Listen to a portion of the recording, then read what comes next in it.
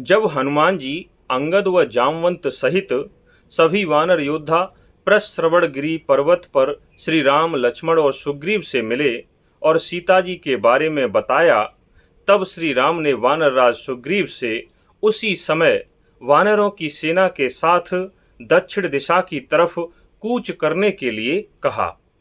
तब दोपहर का समय था। दिन में दोपहर के समय अभिजीत मुहूर्त होता है। इसी को विजय मुहूर्त भी कहते हैं। यह मुहूर्त यात्रा के लिए बहुत उत्तम माना गया है। इसीलिए श्री राम ने दोपहर के समय ही विजय मुहूर्त में लंका की तरफ चलने का निश्चय किया। ज्योतिष रत्नाकर के अनुसार इस मुहूर्त में विजय प्राप्त करने के लिए दक्षिण दिशा में नहीं जाना चाहिए, लेकिन क्योंकि उस समय प्रस्रवण पर्वत से ही लंका की तरफ जाना था, वह दिशा दक्षिण पूर्व की थी। श्री राम ने सुग्रीव से कहा कि आज उत्तर फाल्गुनी नक्षत्र है, जो कि हमारे लिए विजय प्राप्त करने के उद्देश्य से बहुत शुभ है।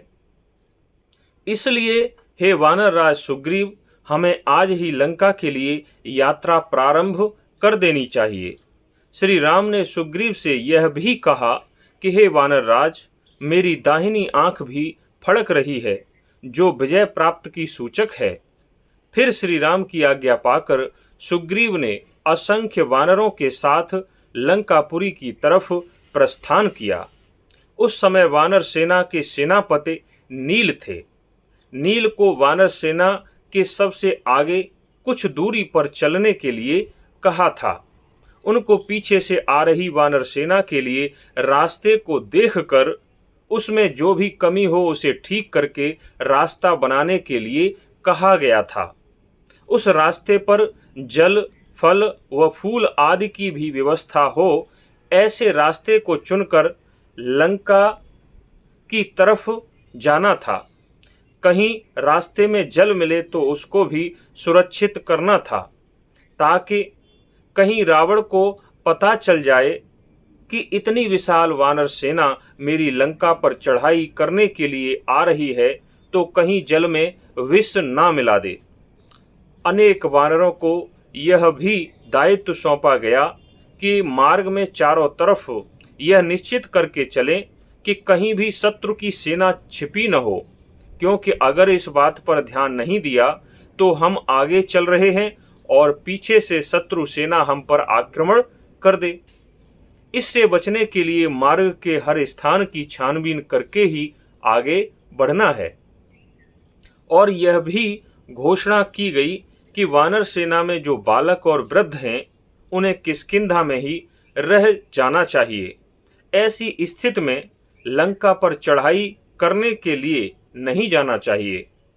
फिर क्या था, सभी वानर उछलते कूदते हुए पूरे उत्साह में भरे हुए आगे की तरफ बढ़ते जा रहे थे।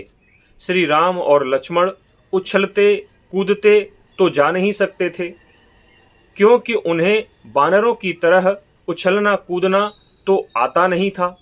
इसलिए हनुमान जी ने श्री राम को अपने कंधे पर बिठा लिया और लक्ष्मण जी को अंगद ने अपने कंधे पर बिठा लिया। इस प्रकार अंगद लक्ष्मण जी को बिठाकर और हनुमान जी श्री राम को बिठाकर वानर सेना के बीच में चल रहे थे। उन्हीं के साथ वानरराज सुग्रीव भी चल रहे थे।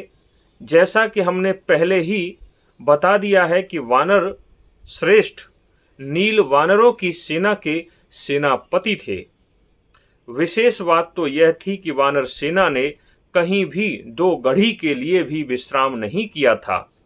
दिन रात चलते हुए सारी वानर सेना समुद्र के किनारे पर पहुंची। फिर समुद्र के किनारे पर पहुंचकर सभी वानर रुक गए। अब सभी के मन में एक ही शंका थी, यहां तक तो आ गए, लेकिन लंका कैसे पहुंचे, क्योंकि बीच में तो समुद्र था। तभी वानर सेना ने समुद्र के किनारे पर पड़ाव डाल दिया। वानरराज सुग्रीव ने सभी सेनापतियों को बुलाकर यह निर्देश दिया कि कोई भी सेनापति अपनी सेना को छोड़कर इधर उधर न जाए, क्योंकि मायावी राक्षस कभी भी किसी भी तरफ से आक्रमण कर सकते हैं। सुग्रीव के कहने पर मैंद और दुविध ये दोनों वानर योद्धा सेना की रक्षा हेतु इधर उधर विचरने लगे। फिर आगे क्या हुआ ये हम अगले वीडियो में बताएंगे। तब तक के लिए हमारा वीडियो लाइक करें, कमेंट करें, हमारा चैनल सब्सक्राइब करें और ज़्यादा से ज़्यादा लोगों तक यह वीडियो शेयर करें।